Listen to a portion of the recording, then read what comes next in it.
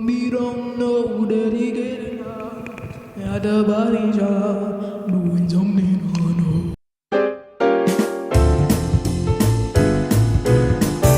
Hello, beautiful people. As you can see, I upgraded from my little clip mic to a handheld microphone. Things are happening. Let's freaking go. And as I'm sure you saw from the title today, that I'm going to be talking about one of my current hyperfixations, which is Secret Lives of Mormon Wives, but more specifically, I'm going to be deep diving into the lore behind the swinging scandal with Miss Taylor Frankie Paul. I recently watched the Secret Lives of Mormon Wives show on Hulu, and I realized while watching it that it was really centered around Taylor. Like, she's kind of like the main character of the show. Not only is it centered around Taylor, but it's also kind of centered around her scandals, plural. A phrase that's used quite frequently throughout the show is whether or not Momtok can survive the drama or the conflict that's going on. The swinging scandal that I'm going to be explaining to you today was kind of like glossed over in the show.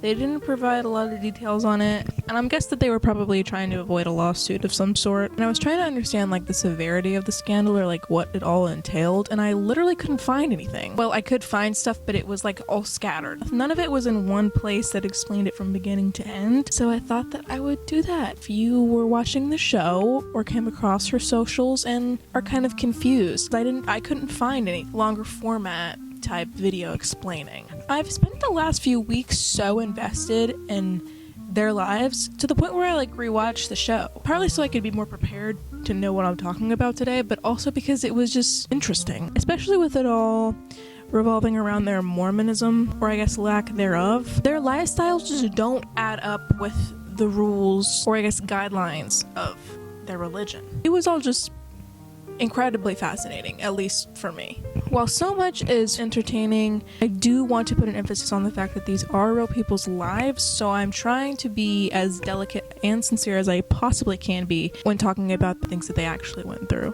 And just to avoid any potential problems, this is all alleged information. I'm not saying that any of this is 100% accurate or that it officially happened, but it is just little bits of evidence that have been either inferred, assumed, or said vocally by someone in an interview on the internet that I've kind of morphed into one so that I could tell the story correctly. And without further ado, let's talk Momtok. So I think it's safe to say that the face of Momtok is Taylor Frankie Paul. She is the creator of it, I guess. The original Momtok trio included Taylor Frankie Paul, Camille Monday, and Miranda McWhorter. The three would make TikToks together. They would have these like jokes, I guess, in their videos where they would pretend that they were like sister wives. They had videos where they would joke that they were swingers. And I'm pretty sure that I remember seeing TikTok videos of Taylor pretending that she was like 50 years old and her two best friends that were blonde were her like twin daughters. Of course it was all for the clicks and the views, but it's still a strange thing to pretend, in my opinion, considering the circumstances. Again, each of them were married. They all had husbands, of course, because they were involved in the swinging scandal, and they are all now officially divorced. The renowned scandal involved Taylor, but none of the other moms from the show, and let's make that clear, because I was kind of confused when I was watching it. I was thinking to myself, like, how are these women able to do this show with each other after sleeping with each other's husbands? I did not understand. Miranda and her husband, Chase, were involved in the scandal. However, Camille was not. So from the moms in the show, I just want to make it clear, Taylor was the only mom in the Secret Lives of Mormon Wives that was involved in the swinging scandal. None of the other moms were. After that original trio kind of took off as Momtok, it then morphed into kind of what we know as Momtok today. And it honestly is exactly what it sounds like. It's moms who make TikToks. People like Whitney, Demi, Macy, Michaela, they were all starting to join around this time. And this grew to be about 20 women. And I do believe that they were based in Utah. And that's kind of where like the whole Mormon concept of the show comes from, I believe. And after the scandal went down, each of these moms kind of picked their sides between girls. The moms that were on the show were in Momtok at the time of the scandal. They just were not involved in the actual swinging. I just want to make that abundantly clear again. Since Camille and Miranda were a part of the original trio that Momtok was created with. They were asked to be on the show, but they declined because Taylor was in it, and I guess that they were still in their feud with her at the time. I'm not really sure where they stand. Now I'm going to break down the actual swinging scandal now that we have that background information down, and explain the sequence of events of what happened and how things led up to the point in the show where it starts. So Taylor was married to Tate Paul, and they have 2 children together. They both had a social media presence, and they would make TikTok videos and content, whether that was couples content, families content, whatever, they made it together. They were both practicing Mormons in Utah. I don't know where Tate stands with that today, but I do know that Taylor considers herself still to be Mormon. They lived in Utah together, and they lived a pretty wild life, I would say. They would host a lot of parties and drink a lot of alcohol. And if you don't know this, which I'm sure that you do, but if you don't, that's a big no-no for Mormons. Okay, they don't even drink coffee. But where this kind of starts is out of the blue one day in May of 2022, Taylor goes on TikTok Live, and she announces to the world that she's moving into a new house and that her and Tate are getting divorced. Speculation began amongst the moms and the internet. People were unfollowing each other. Apparently one of the moms went on Reddit and started bashing Taylor. There was a rumor going around that Taylor stole one of the husbands. But where she kind of went wrong is she said that her whole married TikTok friend group were involved in the swinging scandal, and that pissed some people off. Like Whitney, there's a part in the show and she talks about kind of what put a divide between her and Taylor, and that was one of the reasons. It grouped Whitney and her husband in the swinging scandal drama, and that created a problem for her, which I understand. Since it was now all publicly on the internet forever, it was inevitable for it to blow up in a nasty way. Demi, who was on the show, said that she would go to these parties, but she never suspected that any of it was going on. While on the flip side, Macy never went to the parties, but she said that it was obvious. So I think that it was a matter of, if you knew what you were looking for, it was obvious. Taylor has called these parties cabin parties, where these couples would just go haywire. She actually called the swinging parts of the parties the after party. And at that point, the people who weren't involved would go home, and the people that were would stay behind and canoodle with each other.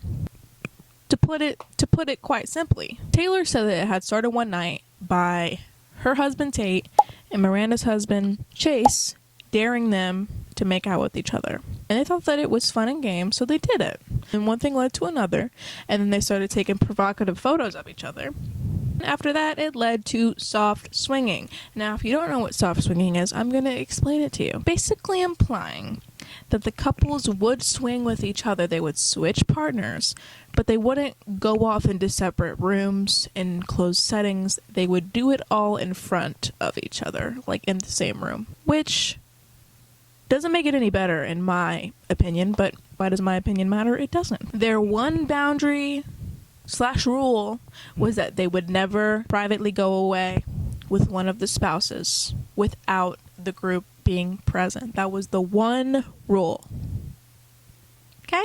Because there's no way that you can catch feelings for somebody else that's not your spouse while being intimate with each other, because we're all in the same room, right? That means we won't catch feelings for each other, right? Because we're all together. Like, be so for real. So after they were swinging for some time, Taylor's husband Tate had a little come to Jesus moment. Okay? He was like, okay, so maybe we shouldn't be sleeping with our best friends because, you know, we could get you pregnant or feelings could develop, right?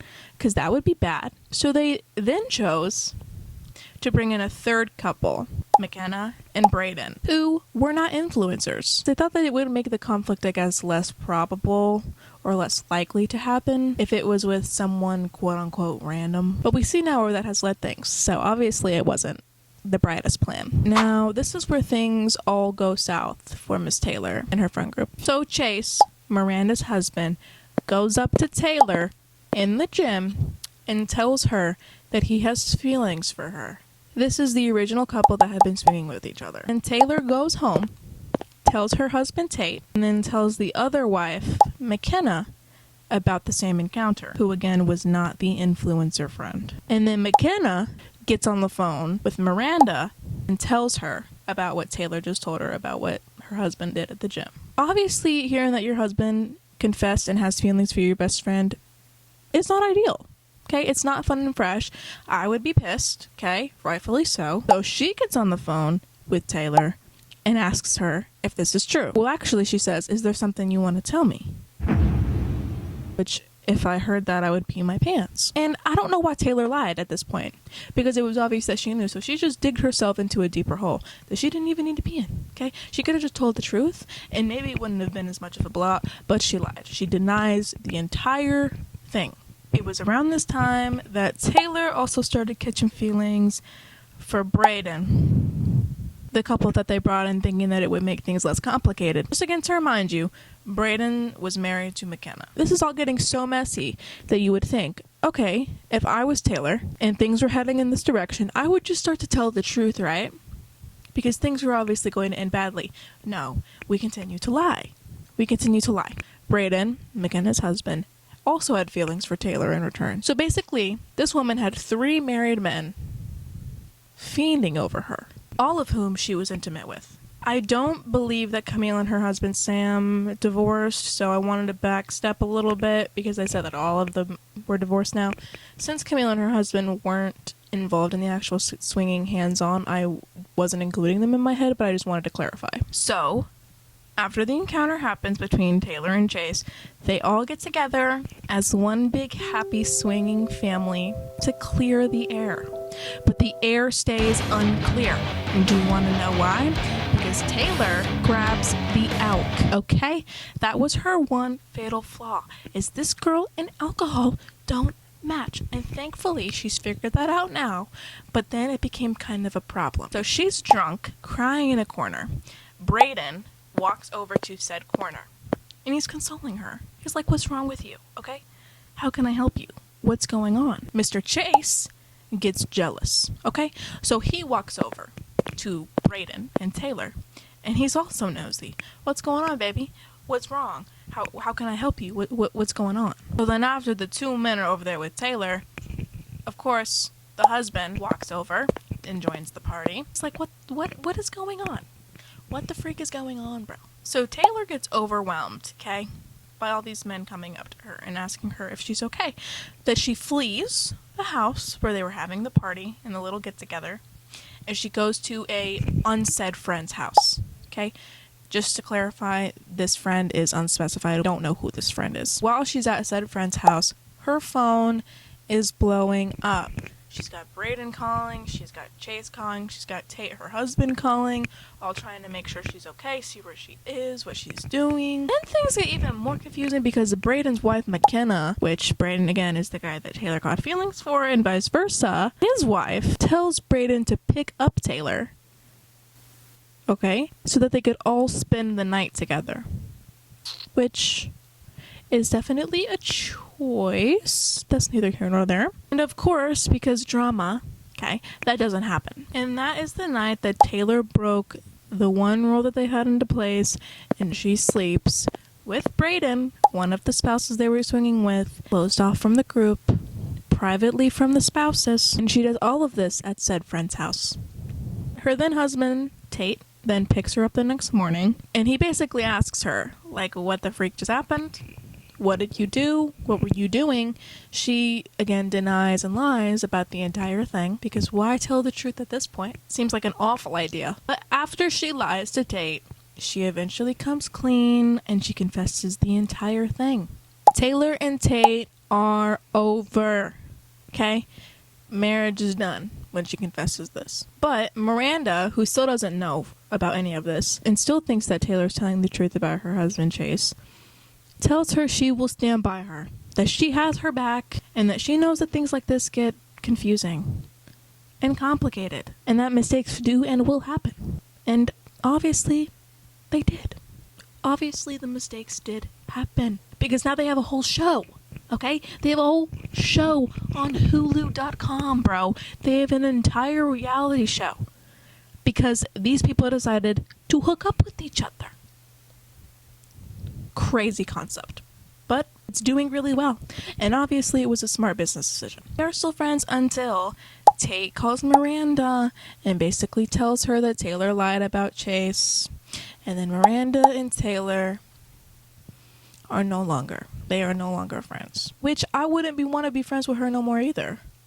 I wouldn't want to be friends with her no more either. Imagine being friends with and hanging out around the girl that your husband emotionally cheated on. And imagine it being your best friend, who you probably confided in and talked about your issues and your problems.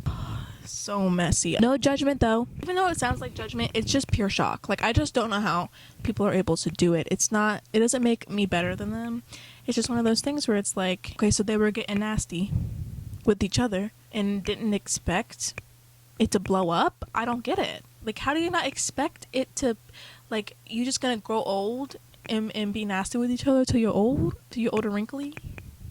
I don't know. Opening your relationship when you're married and have kids with your best friends can kind of be tricky, okay? It can be messy, for sure. I think I can be brave about it. So boyfriend has entered the chat once again.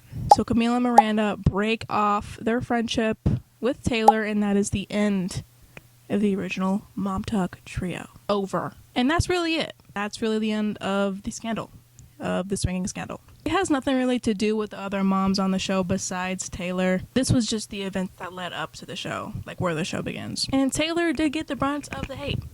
Okay? She got the load of it. I do know that Taylor and Brayden did have a little bit of a relationship going on after the scandal happened, but it was long behold short-lived. He had said that they were leaning on each other because they really only had each other after everything blew up and everybody was getting divorced, so I guess it makes sense, but it was a lot of bad decisions. That's just what this video is. It's talking about a bunch of bad decisions, and I guess mistakes happen, okay? Maybe not sister wives every time, but mistakes do happen indeed. Taylor is seen on the show, though, actively working on herself. I can give her credit for that. You know, she realized what she had done to her friends and to her family and to her husband and to her kids and ultimately to herself. And if she wants to work on herself and get better, good for her. Not going to dive too much into it, but in the show, Taylor and Dakota do get into a little bit of a quarrel, and she does get arrested for domestic violence. They had a fight, and there was some police cam footage of it, I guess, but I guess she was throwing chairs at this man. They were fighting, she got arrested, and I guess that she had been drinking a lot of alcohol that night, so she definitely had a realization that there was a common denominator to all of the problems in her life. I know that she is now 2 years sober since the night that she was arrested. So props to her for taking the steps that she needed to take to heal and to do better for her family. You know, that's the most that you can do after you make those choices. I also suspect that since Miranda and Camille denied being on the show, they had to fill it up with other mom talkers. So I do think that's why there's different levels of Mormonism between the wives on the show. I do believe that some of them were friends before the show, but others met because of it. But that being said, I wouldn't be surprised if Miranda and Camille joined season 2. After seeing its success, it wouldn't shock me at all. I would not hate them being on, if I'm being honest. It would be more drama, it'd be more entertaining, but I do think that it could also explain their sides of it as well, if they choose to go deeper into the scandal, I guess. But that's about it from me today. Guys, I about talked all I can talk about Mom-tok. Hope I was able to provide a broader explanation of kind of what happened and put it all in one place so you didn't have to scour the internet to find one story. But thank you for stopping by. I appreciate it so much. If you want to see more from me, subscribe, I guess. I make so many videos over so many different topics and subjects, okay? If you can't put me in a box, I'll tell you what. I cannot be put in a box. That's that. Deuces. Peace and love.